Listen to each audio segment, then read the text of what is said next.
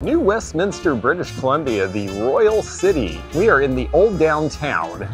There is a lot of new building going on in New Westminster. They're preserving the old facades and putting new towers behind them because there is a lot of demand for housing here now. One antique store has held on here and we're going to go look at it now. They have had a lot of things included in movies that you have seen that were filmed in Vancouver. This unlikely location underneath the bridge on a quiet street that is long forgotten. Antique Alley has been in business for several decades. It's got cool stuff, it's got old stuff, it's got a lot of things that have been here a while. I haven't been here in a while myself. They do a great job of stacking it high. And there's a lot more modernism than there used to be because times have changed. So we see these tables here, only $95 for the coffee table. That seems like a good deal for a 70s modern smoky glass table with the end tables.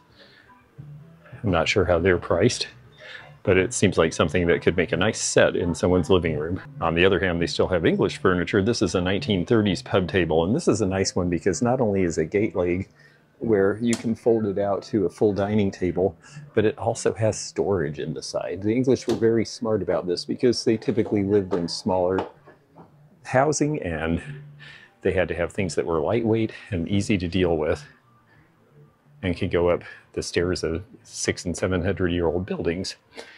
GE monitor top refrigerator. I keep showing you clocks and salts and peppers from these. This is what they actually look like. This one's a little rusty, but I'll bet it still works. They were really well made. I had one once, and that is the engine, and it is so heavy to get in there. I think one was my lifetime quota. This is very Hollywood Regency. Even the top of the surface is patterned. Fun floor lamp for $175. $5 each for the Blue Mountain horses. Some people use those as bookends for lighter books. A little bit of Empoli glass. There's a Chalet orange bowl there with the multi-layering. A fun cocktail set with the holder in this silver with the floral pattern on it. We see a lot of deer in Royal Copley. We don't see the deer and the horse together very often. That would be about $35 American. There is a New Martinsville Moondrops bowl. New Martinsville was the predecessor to Viking glass. Israeli brass. This is a Passover tray from the 1960s. Look at this fun orange and blue chair. That's a loud color you could decorate around in a mid-century design. Priced at $4.95 Canadian, which is about $3.60 American. We've got the trunks, metal trunks, steamer trunks. Prices seem to be pretty good. Disney World had these, and apparently Mama's Fish House on Maui also had them back in the 1970s and 80s. I guess they got the message about Tupperware. It's interesting to see some of these things in here now because the last time I was here was over a decade ago and they didn't carry anything like this, but we've all adjusted to the new world of what's collectible. Great brass wall ship. I don't think that's a Jarret, but it's nicely done and it's priced at the equivalent of $175 American. This is Wedgwood's Riviera pattern, and this is another example of a really fun English mid-century modern pattern that we're not as familiar with in the States that you see up here. I think they'd be a great thing to collect for people in the States if you could find more. 1920s baby's plate. That's finished, you crock. Very peculiar. These are pretty dusty. This place has been here a long time, and some things have sat here a long time. Only $15 Canadian, which is just a little over $10 on this. You know, these are Winton, before they were known as Royal Winton. Of course, I always think of Zeno whenever I see a vacuum cleaner, and this Hoover in the orangey harvest gold color is right out of the late 60s. $275 on that wall hanging display. That's still like $175 American. I paid $1 for the last one I got at a flea market in Kentucky. Boy, was I lucky. I think the same house that had that Hoover must have had this Harvest Gold stove, which looks like it's in perfect condition. It's an Admiral. Clean-o-matic, so self-cleaning when that was a new thing. If you were restoring a 70s mid-century home, this would be the thing to have. You can even see into the oven. Faux fireplaces. These are something we see in this part of the country. Various monkey podwood from Hawaii and the Philippines. A stenograph.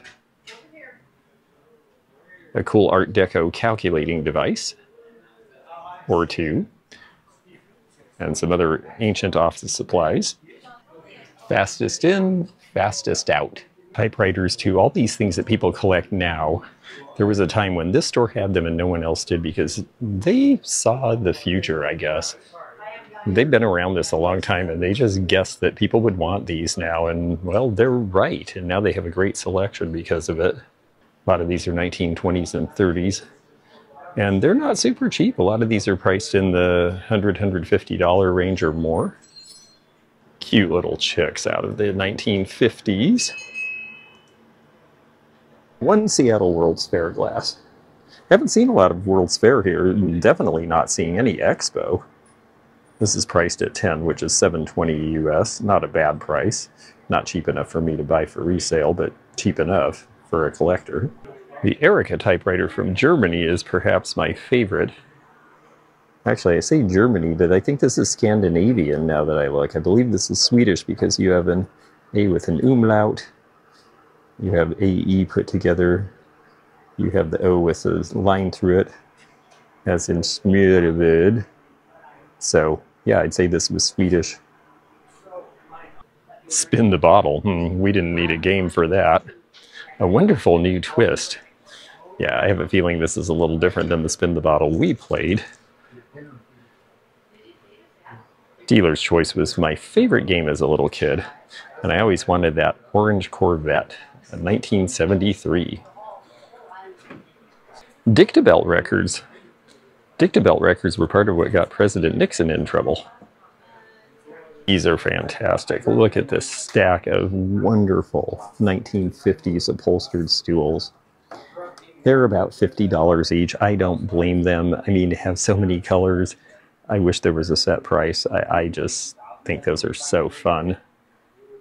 And yeah, they pile it up and have for a long time, so you could spend a lot of time digging in this place. This lamp needs new fiberglass, but it is really cool. It'd be worth trying to find some. Czech Luster Bird Flower Frog, priced about $22 with the exchange conversion. That's about what we charge for them in the States.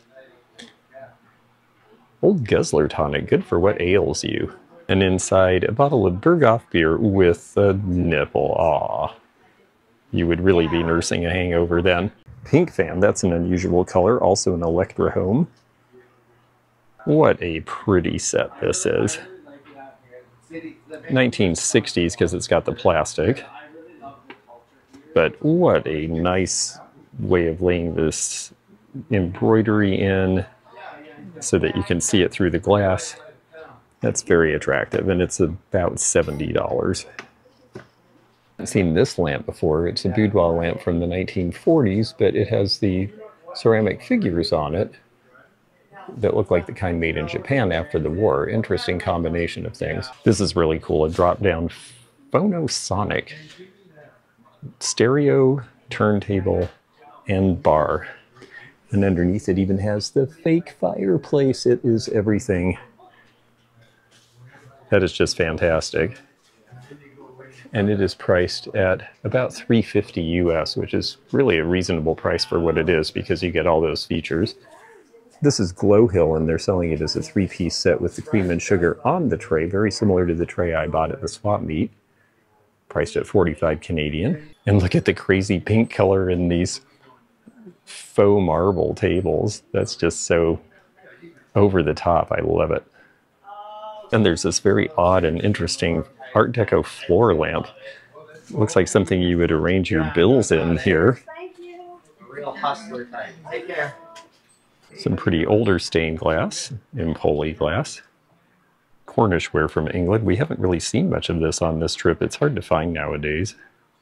And then below you have Gaudy Welsh, a cheese dome, and a creamer and sugar from the Victorian era. Lots of lamps, including some pretty fun pole lamps. I like the white ones on the left, and then in the center you see the ones with the speckled ceramic shades. Those shades are definitely crazy looking. And it even has some of what looks like Hannibal ware, the candle holder around it, so this is quite a hodgepodge. This doll says she's a reliable doll, and she says it in French as well. This is going to be late 60s. Reliable doll was made in Toronto and Montreal. And so I think it's something we didn't see in the States. It reminds me of a Chrissy doll a little bit. Really fun double Panther Sessions clock there. It's priced a little over 100 US, but you do not see the double very much, and it does have a fiberglass insert. A wall of Pyrex. Some decanters from Italy and Bohemia. Various assortments. I like this Spelter figure. I don't quite understand the significance of the way he's holding that swagger stick, though. At first I thought it was supposed to be binoculars, but it does appear to be a walking stick. And there's papers on the floor, so is he a scholar? I'm not really sure. He looks like something from about 1920, and the price seems good. Chelsea ship's bell clocks are valuable and collectible, and that one's in really good condition, although the price, even adjusted for the exchange rate, is a little lofty for me. There's a fun Sputnik-y looking clock in a design I haven't seen. A whole lot of Danish and Swedish books here, it seems. Maybe from the same estate as that typewriter. Treasure Craft owls from Lake Tahoe with the big orange eyes. Those are great.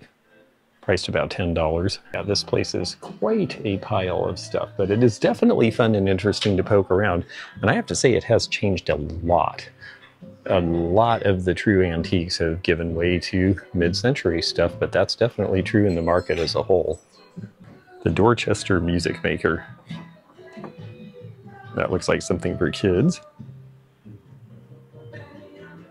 Nice accordion. These do sell these days, if they play well. And this is a Hohner, which is the brand that makes the harmonica, so it's likely to be a pretty good one. It's priced around $100. And some 1930s Philco Tombstone style radio here. Looks like it's in good shape. Fun to see smoking stands too, but they're hard to find intact. They need to have the lighter, and the lighter needs to work. This one has a clock though. That'd be the one to try to restore with parts from the others. Nice Russian pencil box in the enameling. Cute Humpty Dumpty figure there. I haven't seen that guy before. Because it's a Sunday, a lot of the little shops in New West are closed. This is Curios. Magician posters are rather collectible. We'll have to come back sometime. Crawford's is a place I've come before to buy coins for my collection. They're available by appointment, and those ladies have some silver to sell, it appears. That's where I discovered Newfoundland currency. Newfoundland was a separate country from Canada until 1949, and yes, they had their own coins and bills, so now I collect those too. Queen Victoria had big plans for New Westminster when she designated it as the first capital city of British Columbia in 1858. Few head bases. She's missing her umbrella. The Graduate is Shafford from Japan and is original from the 60s. And then this one, I'm suspicious of her age. This 1930 vintage frame, the family looks sort of ghostly. It's faded out over the years, but the frame is gorgeous and in really interesting shape. Here's a radio with the police band. It's in as-is condition, but this came out of Seattle because KOMO is still ABC TV in Seattle. There's not really any store here that isn't going to have a selection of cups and saucers because they're so collected here. And they have some very pretty ones and a few commercial ones like this one for Canadian National Air. The Pussycats thermos. Is this before Josie was part of it? Some cute fun Christmas. I like these snowmen in the honeycomb. Well, I think Elton John just sold, so we'll listen to something else after this. I've sold pretty much every piece of the Bing & Grondel single that I've had. Still a very popular pattern. Ah, here she is with her umbrella. You want that one too? But a chip. Yeah, these fall out, so they're hard to get. Cool painted tie with the totem on it. You know, we had it for a couple weeks. We played it. This is neat. The speed control.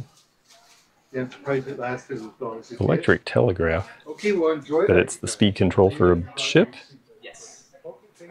Priced at about $175. That seems like a good price for something interesting looking. Fort Langley. where the antique mall was. Lots of chalkware, some really fun places.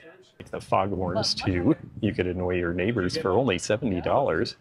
And then this is fabulous, the Lane Sailfish TV lamp. Priced over 100, but I would too if it were mine. This is what this store used to have a lot more of. This is a Staffordshire piece from the 1880s or 90s, possibly even earlier, very nice condition. But times change and collecting tastes change, and we change along with it. Great fish wall pocket next to the McCoy Dutch shoe there, and a very pretty pink check glass spatter glass piece. Well, it's great to see Antique Alley managing to go with the wave and change with the times. I guess the son is involved with the business now, so it looks like it's going to stay a while. It's multi-generational. A lot of people get it in the blood and they grow up around it, and then they end up taking over parents' shops. So we think this one has a future, and it was a lot of fun to see it again. The things I bought at Antique Alley in New West and all the rest of the places that I went, well, they asked me what I bought. I told him I bought things at the Antique Mall in Fort Langley, and that I bought orange glass vases and a piece of furniture and a wall map. And he said, any alcohol or tobacco? And I said, no. And he said, have a nice day. So I was honest about what I bought. They did not ask me if I bought it with intent to resell. And I did not volunteer that I might sell some of these pieces. Although I have to admit, I'm falling in love with the chalet glass, and it may just stay with me. We left the Northwest map and the piece of furniture in the Northwest where they were needed and made the most sense. Here are some of the other things that we got, and it was so much fun. It was great to see these. That's interesting because being from Canada, these are also in French language, at least the newer ones. Until the 70s, there was not a mandate that things be in French and English, so this one is earlier, and then these are a little later, and that's why you see Canif and Porte-Clés written on them. This one's cool because it's got the cowboy on it. All of these should sell for about $10 to $15 each because they're Zippo, maybe even a little more if we put them online. This little salt and pepper shaker, I just got a giant collection, so I'm not looking for a lot more of these, but these little tiny ones from Arcadia Ceramics actually sell really well and for good prices. Nabob, I realize this is a thing people know in Canada, but I just think the graphics are cute and that somebody will like it. Same with Seneca. This was made in Vancouver, but Seneca, of course, is a familiar name in the States, so I think someone will think that's interesting. My first vampire tooth, I had to bring that. That just made me laugh when I opened it and saw that horrible thing in there. Cricket, right off of Cars Like My Mother's from 1971. The London Bus, which is a later dinky toy, but it is still an English-made one. These cute cat salt and pepper shakers, I just love them coming out of the teapot, and they were just too irresistible. Even though I've got a bunch of salt and peppers, I had to have those. This is Robert Held. Everybody is very hot for this guy. This was the only piece I could afford. Everything else that was larger was very expensive because he's from Vancouver Island in Canada, and he retired recently, and so people there are well aware of him as well. But I did find one little piece which was neat. I've never had a Robert Held piece before, and I thought that was a cute frog. This, on the other hand, was a real steal in a thrift store. This is Alexandrite glass. Notice it's lavender in this light, and then we get it up here, and it basically turns blue in fluorescent light, so it's another interesting color changer effect depending on how you display it. The plate underneath is the only piece of Royal Albert I could afford because it is popular in Canada, but it was a great deal, under $4 American, and that's from sometime around the late 40s, early 50s. These were just cute, I thought. I loved Smokers. He was not expensive. The Bosun's Yorkie is just cute as can be, and then underneath is Glow Hill. That is a chrome tray with Bakelite handles. They made those in Montreal in the 1950s. They changed to a cherry Bakelite at a certain point, or added that. And it's just a great look. We don't see a lot of it in the States, but there are people collecting here. This is the oldest piece I bought. This is Victorian milk glass. You can see the opalescent fire in the bottom there where it's thinner. And it's got a little bit of painting and this odd mark on the bottom. I haven't seen one of these in years. We used to see them in Washington State. People would have brought them down from Canada. Well, that's what I did. This piece is Russian, but I think it's very, very pretty and interesting, and somebody will love it for that design. And then we get into some more modern stuff. The Viking duck, the tray in the back is a classic with all of the cocktails, the huge cocktails, the cute people drinking them, and all the recipes. The three-piece Pyrex set, well, I turned of a certain age where I got a senior discount on that at a thrift store, and that was a first. This has a lid which I set aside somewhere. It's a very pretty Czechoslovakian, bohemian, bejeweled little dresser jar from about 1920. It's missing one or two stones I can easily repair. There was only one of these, but I just love these candle holders, and so do everybody else. And because it was a single, they gave me a really good deal on it. These were made in the 1960s. The Waterford piece, $4.99 Canadian. Remember that our dollar is basically worth $1.30 Canadian, so that's like a 30% discount. And it's got the Waterford crystal sticker still on it. Torquay motto, where I still just think this is so fun. You know, people love affirmations, and I keep thinking they're going to discover Torquay because the Torquay motto wear is all about affirmations. Joy is the grace we say to God. In other words, be joyful, because it is a comely fashion to be glad. I love the shape of this too. The John Perry double hammerhead.